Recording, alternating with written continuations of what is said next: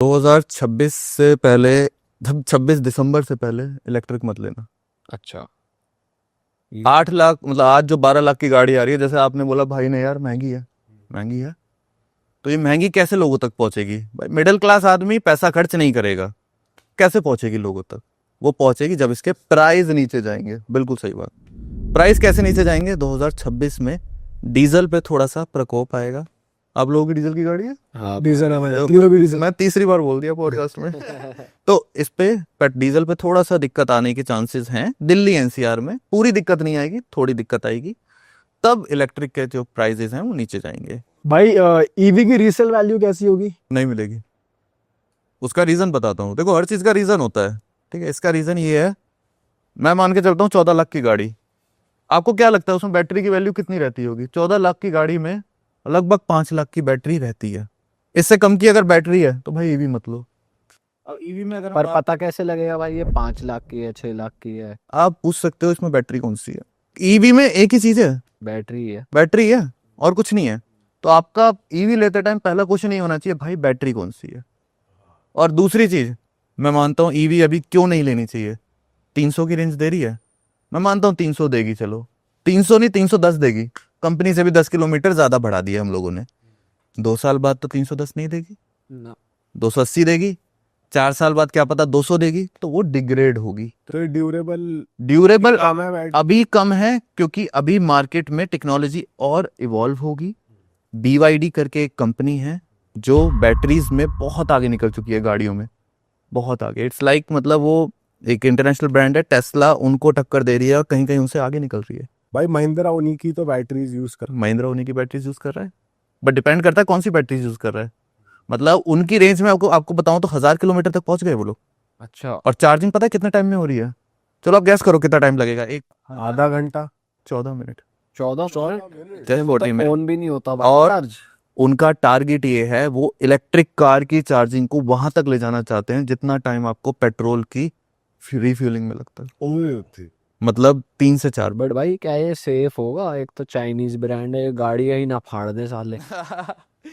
Brand अच्छा है, but ये क्वेश्चन हमेशा रहेगा जो आपने रखा है। ये क्वेश्चन रहेगा, वो क्वेश्चन का आंसर तब मिलेगा जब इंडियन मार्केट में उसको कंज्यूम ज्यादा किया जाएगा। क्यों है, गर्मी भी इतनी हो रही है, अब ये बैटरी फटे ज्यादा गर्मी भाई बाहर की ड्राइविंग नुकसान हो। तो अलग है, बाहर की ड्राइविंग भी अलग है। इतनी रोड में गड्ढे और इतनी चीजें और इतनी कंफर्टेबल ड्राइव इंडिया में है ही नहीं। बिल्कुल बिल्कुल बिना हाईवे के। बिल्कुल। तो ये क्वेश्चन जो आपने उठाया ये रहेगा कि भाई बैटरी ना फट जाए, हो सकता है। बट कुछ चीजें हैं जो मतलब जैसे कहते हैं कि जैसे अच्छी अगर आप कंपनी से ले रहे हो, BYD, उनके साथ ये एक भी केस नहीं हुआ, ठीक है? कुछ केसेस आए थे बट वो मेनली कार्स में आए थे, वो भी 1-2 पीस में आए थे, तो हम कैटेगरिकली नहीं कह सकते।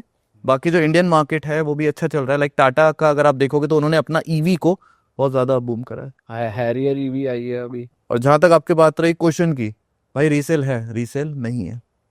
ईवी का एक ही आंसर दूंगा, ईवी ले रहे हो अपने लिए ले रहे हो, अपने बेटे के लिए ले रहे हो, बेचने के लिए नहीं ले रहे, नहीं बिकेगी। मैं बोल सकता हूँ बिक जाएगी, मैं आपको राहत दे सकता हूँ, बट नहीं बिकेगी। हम मार्केट में रहते हैं, ईवी नहीं बिकती। ईवी ले ली तो आप चलाओ, आपका बेटा चलाएगा, और उसे भी पैसा लगाना पड़ेगा क्योंकि बैटरी लेनी पड़ेगी 6 साल बाद। कंपनी आपको 3 साल 4 साल की दे देगी, 5 साल की दे देगी, उसके बाद आपको बैटरी चेंज करवानी पड़ेगी। और एक बार जब आप बैटरी चेंज कराओगे तो 5 से 7 लाख का खर्चा लगेगा। जो महंगी हाइब्रिड कार्स है उनमें जो बैटरीज होती है वो सही होती है? हाइब्रिड कार में इतना ज्यादा बैटरी पे ना वो उस कहते हैं डिपेंड नहीं रहती, क्योंकि हाइब्रिड रहता है आपका फ्यूल भी रहता है, तो वो सेफ है, उसमें बैटरी पे इतना लोड नहीं पड़ेगा। बट इलेक्ट्रिक पे तो बैटरी है। भाई आजकल सबसे नंबर 1 कार कौन सी चल रही है वैसे आप देख रहे हो रीसेल वाइज, प्री ओन्ड और न्यू में? दोनों में बता दो, 20 लाख के नीचे नीचे कैटेगरी में। तो प्री ऑन में सिडैन में एक नाम बता रहा हूँ भाई, छूटते ही ले लेना, वरना अच्छी गाड़ी है। नई बजट बन रहा वरना का, भाई होंडा सिटी ले लो। नई बजट बन रहा होंडा सिटी का, भाई डिजायर ले लो। और अगर तब भी बजट नहीं बन रहा तो भाई फिर सेडान पे मत जाओ, फिर आ जाओ हैचबैक पे। हैचबैक पे भाई एक ही गाड़ी का नाम लूंगा, वो मैं क्या, वो तो बादशाह भाई भी बोल चुके हैं भाई, स्विफ्ट से बढ़िया कोई गाड़ी नहीं है। बादशाह भाई ने मोहर लगा दी और वो सच में है, स्विफ्ट से बढ़िया कोई गाड़ी नहीं है। और बजट नहीं बन रहा तो भाई आम आदमी की गाड़ी है इंडिया में, फैमिली वाली, हैचबैक में वैगनर ही है। एग्री करते हो भाई? तो कारस्तार है वो कनस्तर, बट आम आदमी बिल्कुल ही बजट नहीं बन रहा, अबे किसी के लिए वो साले बहुत बड़ी चीज है। किसी के लिए बड़ी है। मैं वैगनार इंडिया में बहुत बिकी है। वैगनार इंडिया में बहुत बिकी ये ऊबर वाले सारी भाई वैगनार पे ही चलती है, कौन भी वैगनार नहीं चला। वैगनार ने चला रखी है। इंडिया में जितने डॉक्टर्स हैं सब वैगनार में चल। पर दिखने में तो कनस्तर है। दिखने में थोड़ा सा एग्री कर सकते हैं इनके साथ, बट हाँ दिखने में कनस्तर। ठीक है, वैगनार हो गई। और एसयूवी में भाई एसयूवी में आप ले सकते हो, अगर बजट ज्यादा है तो एक्सयूवी 700 आंखें बंद करके ले लो। उसका रीजन बताता हूँ। प्री ओन्ड या न्यू बता। प्री ओन्ड में अवेलेबल आई है अभी इंडिया, दिल्ली एनसीआर में अभी 150 खड़ी है एक्सयूवी 700। ऑल ओवर इंडिया तो होंगी 500 खड़ी है। इसलिए बता रहा हूँ महंगी है थोड़ी सी। आपको स्टार्टिंग होगी 14-15 लाख से स्टार्ट हो जाएगी प्री ओन्ड में। गाड़ी एक्चुअल में 25 लाख से स्टार्ट है। नहीं, लग्जरी फील देगी। अगर आप चाहते हो यार ऐसी गाड़ी ले लूं जो मुझे चेंज ना करनी पड़े और बजट भी ज्यादा खर्च ना करना पड़े तो ये ले लो। और अगर टोरा जमाना है तो फिर फॉर्च्यूनर। तो फॉर्च्यूनर ले लो। और अगर थोड़ा टोरा कम जमाना है, स्कॉर्पियो भी एक ऑप्शन है, सस्ती थार भी सही चलेगी इस मामले। थार चलेगी। थार पता है क्या है, थार मेरा हमेशा रहता है, थार आपकी दूसरी गाड़ी होनी चाहिए। आपके पास एक गाड़ी होनी चाहिए, उसके साथ थार होनी चाहिए।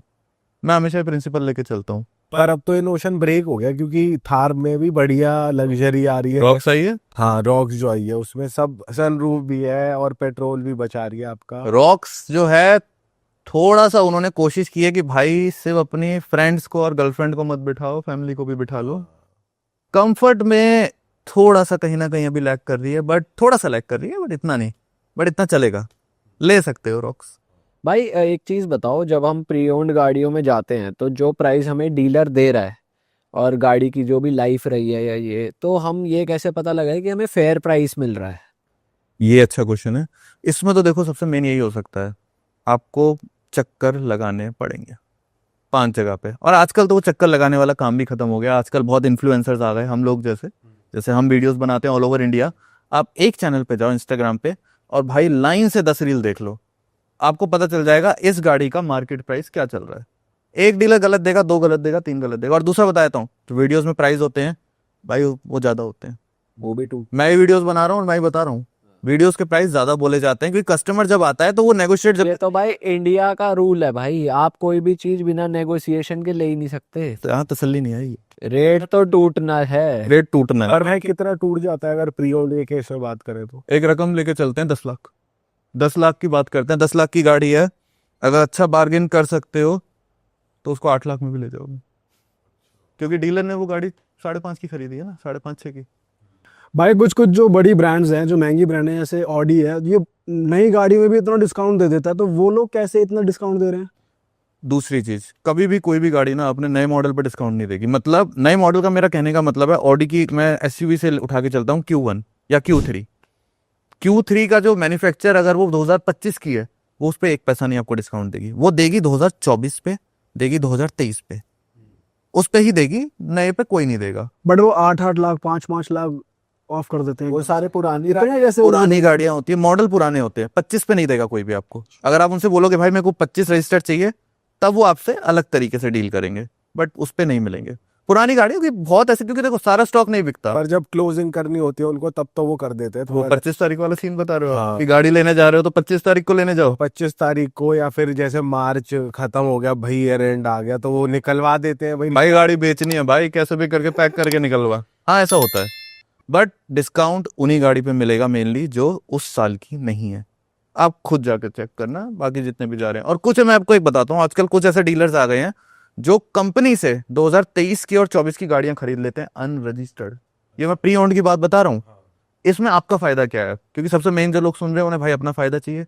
आपका फायदा है, कंपनी में आपको वो गाड़ी उतने भी डिस्काउंट पे नहीं मिलेगी जितना ये लोग दे देंगे। Same insurance, same warranty. ऐसा कुछ डीलर कर रहे हैं, लग्जरी में कम कर रहे हैं अभी, हैचबैक और उसमें ज्यादा कर रहे हैं। जैसे कुछ फरीदाबाद के डीलर्स हैं, वो टाटा और महिंद्रा से उनकी अच्छी सेटिंग है, तो वो गाड़ियां अपने शोरूम पे नई गाड़ियां रखवा रहे हैं। नई गाड़ियां रखवाते हैं। लेकिन वो अनरजिस्टर्ड है। अनरजिस्टर्ड है 2023 और 24 की। आप पहले ओनर बनोगे उनके, मतलब प्री ओन्ड में भी ये काम स्टार्ट हो गया कि आप पहले ओनर बनोगे। और नई रजिस्टर्ड जब वो होगी तो इसी साल में होगी, सपोज 2025 में। वो इसी साल होगी, इसी साल होगी। और नहीं, एक चीज है, वो अपने नाम पे रजिस्टर कराते हैं फर्म के नाम पे, कि कोई भी गाड़ी अनरजिस्टर्ड कहीं खड़ी नहीं हो सकती। अरे वाह, आपने ये वीडियो यहाँ तक देख ली भाई, तुमने हमारी मेहनत सफल कर दिया। तुम ही लोग हो असली रियल हिट। और अगर आपको बहुत मजा आ रहा है ऐसी क्लिप्स में, ऐसी वीडियोस में, तो फटाफट जाइए प्लेलिस्ट पे बिंज वॉच कीजिए, सारी वीडियोस देख डालो और मौज काटो। That is it. हम मिलेंगे नए पॉडकास्ट में, नई क्लिप में। Till then bye bye, see you, take care, do subscribe.